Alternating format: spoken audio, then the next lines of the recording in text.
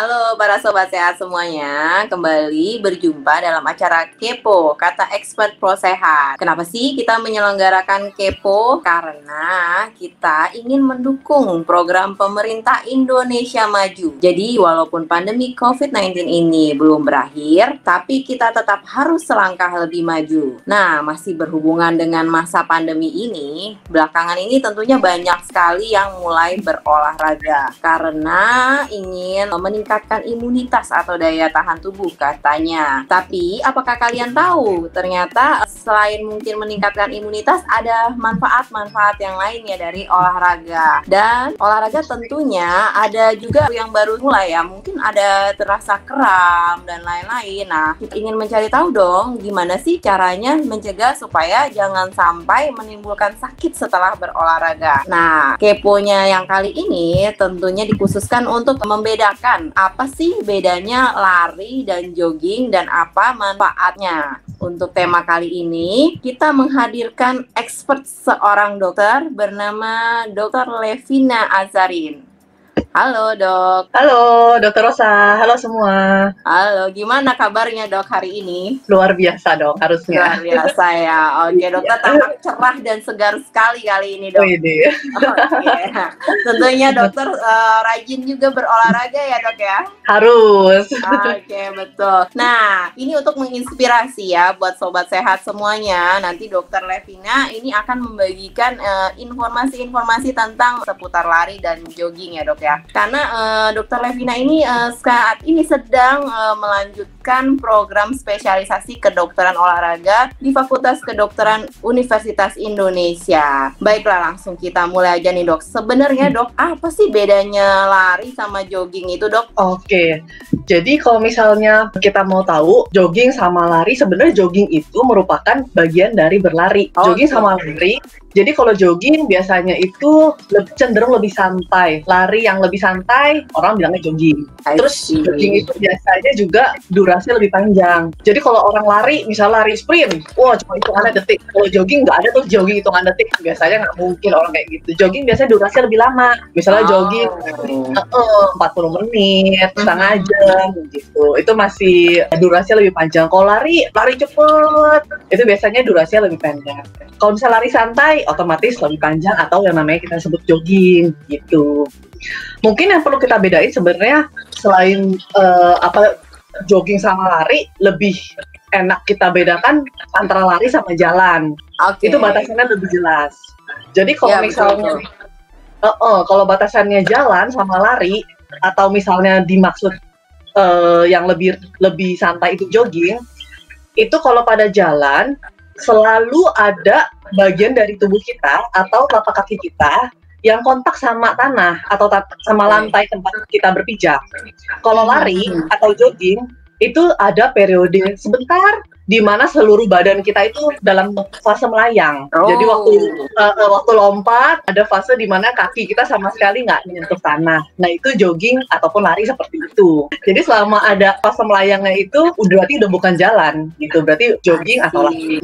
Nah ini kalau ada tertentu nggak sih dok, mungkin yang sakit lutut misalnya lebih dianjurkan jogging kah atau tidak boleh berlari sama sekali kah mereka? Seperti itu dok. Oke, jadi kalau misalnya jalan sama lari atau jogging itu bedanya adalah impact-nya. Betul. Misalnya impact dari hentakan pas kita melayang, kita mendarat, daerah telapak kaki kita yang meneruskan gaya ke atas, ke badan, ke tungkai, termasuk lutut dan sendi-sendi lainnya. Itu jangan lupa ada kali dengan berat badan, kali gravitasi dan lain sebagainya, sehingga beban yang diterima oleh badan kita itu otomatis lebih besar dibandingkan dengan jalan. Jadi kalau untuk yang ada masalah sendi itu akan lebih baik, akan lebih tidak membebani sendi-sendi tadi itu bila berjalan dibanding berlari gitu. Oke, bagus sekali nih ya informasinya dok. Nah manfaatnya sekarang dok, manfaatnya apa nih dok ya kalau jogging ataupun lari gitu dok, manfaatnya untuk sobat sehat ini? Oke, jadi kalau lari ataupun jogging itu kita masuk ke golongan besar latihan kebugaran kardiorespirasi atau orang biasa sebutnya kardio, atau istilah lain itu latihan aerobik. Latihan aerobik itu nggak mesti berarti senam-senam yang kayak ibu-ibu di gym gitu, nggak mesti. Jadi kadang-kadang orang mikirnya oh aerobik itu ya itu, Padahal aerobik itu latihan kardiorespirasi secara umum kurang lebih. Kalau latihan kardiorespirasi itu salah satu contohnya tadi jogging atau berlari, itu manfaat kesehatannya banyak banget. Dari yang mengurangi resiko, misalnya kita tadi sehat tapi keluarga misalnya ayah, ibu, nenek, kakek itu ada riwayat kencing manis. Nah itu kita sangat riskan untuk kena kencing manis. Dengan kita melakukan latihan kardiorespirasi teratur, kita menurunkan resiko kita kena sampai 40%. Gitu. Jadi lumayan banget ya 40%. Iya, betul. Dan olahraganya sangat murah sekali ya, Dok ya? Iya, cuma modal spatula ya.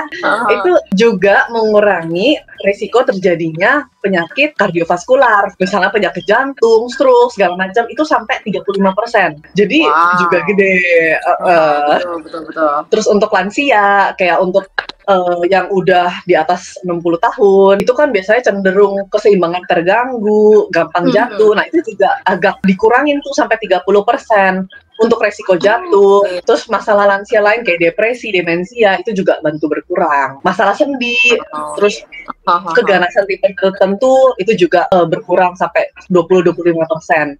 Jadi lumayan, itu buat yang belum terjadi. Tapi kalau yang sudah sakit, itu membantu stabilkan kondisi kita. Misalnya, yang punya kencing manis, biasanya minum obat sekian, udah lama, tapi makannya udah cenderung ini nggak boleh, itu nggak boleh, udah bingung nih. Kalau dengan melakukan latihan teratur, itu biasanya membantu meningkatkan sensitivitas insulin. Jadi kadar insulin di darah kita, yang tadinya resisten atau tadinya kondisinya tidak bisa digunakan oleh tubuh, itu lebih baik kualitasnya sehingga tubuh kita bisa pakai. Otomatis gula darah kita lebih stabil. Obat-obatan tadi kita bisa kalau semakin bagus kondisinya, obat-obatan tadi bisa semakin berkurang, misalnya dosisnya atau kombinasinya dan lain sebagainya. Itu contoh dari yang kencing manis. Begitu pula juga dengan yang darah tinggi misalnya. Betul. Bisa membantu menstabilkan tekanan darah. Itu yang penyakit metabolik lah misalnya ya. Tapi di luar dari itu semua, manfaat kesehatannya bisa juga mempertahankan berat badan ideal. Misal tadi yang gemuk, makin pelan-pelan mengecil, menyusut. Nah, makin lebih mendekati ideal gitu. Jadi ini bermanfaat sekali buat sobat sehat, mau yang usia muda maupun usia lansia ya, Dok ya. Jadi luar biasa sekali ya. Start dari anak-anak. Bahkan bisa dari anak-anak, luar biasa sekali ini olahraga jogging dan lari ini ya, Dok ya. Terakhir nih, Dok, tipsnya nih, Dok, buat sobat sehat yang baru mulai jogging mungkin ya, baru mulai lari gitu ya, padahal dulu-dulu nih nggak pernah olahraga ya kan, Dok, sering kan kayak gitu. Terus abis olahraga pertama kok jadi kram ya, kok jadi ini ya, kakinya sakit, pinggangnya sakit. Nah itu gimana tuh, Dok, tipsnya buat sobat sehat yang mengalami keluhan seperti itu? Oke. Jadi buat yang sudah mulai, mesti melakukan pemanasan dulu sebelum mulai jogging atau lari. Dari head to toe lah, misalnya dari leher, bahu, pinggang, lalu otot-otot paha, itu betis, itu semua dilakukan pemanasan, peregangan, dinamis dulu. Misalnya dari berjalan, makin lama makin tinggi intensitasnya. Kalau udah panas baru boleh, misalnya mulai lari kayak gitu. Kalau enggak, misalnya lagi santai-santai duduk, tiba-tiba yuk kita lari, langsung lari. Wah, itu biasanya muncul tuh kram lah, ketarik lah, dan lain sebagainya. Betul. Nah, itu buat yang udah mulai jogging atau lari. Pemanasan, lalu latihan inti, jangan lupa pendinginan. Setelah lari kenceng, jangan langsung aduh capek, blok duduk stop, langsung lap-lap keringet, minum. Nggak seperti itu, harus cooling down dulu. Jadi dari kelar lari, diturunkan dulu, lari pelan, makin lama jalan cepet.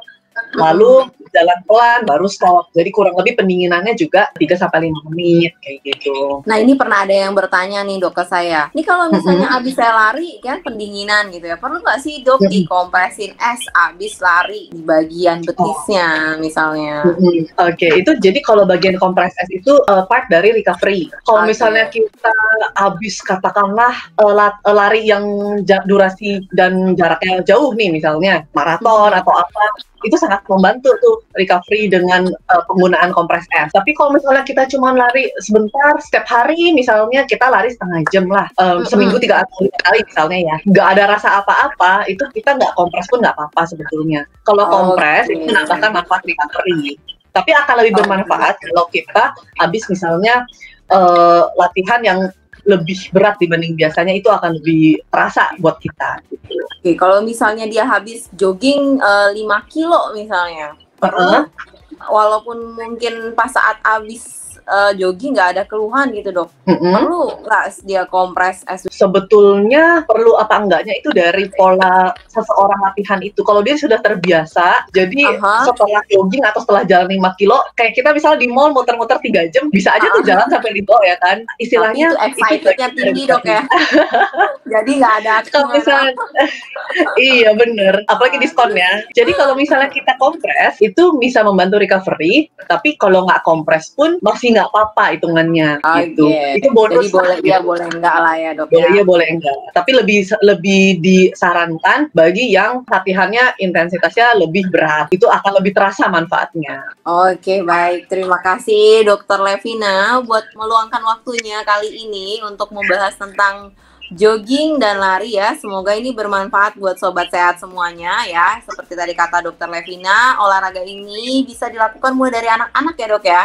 Anak-anak, betul sekali. Betul, sampai lanjut usia. Jadi olahraga ini sangat murah dan bermanfaat. Dan Dokter Levina dulu pernah menyebutkan itu harus start low, go slow ya dok ya. Betul banget. Buat sobat sehat yang sudah mendengarkan, yang mungkin tadi ada keluhan kakinya mulai terasa kram, bisa juga chat ke WhatsApp-nya Pro Sehat di 0811 18 16 800 untuk mendapatkan fisioterapi home care, atau juga follow IG-nya Pro Sehat, dan juga ingat selalu untuk klik like dan subscribe YouTube-nya Pro Sehat. Sekian dari kami. Terima kasih. Terima kasih. Dadah.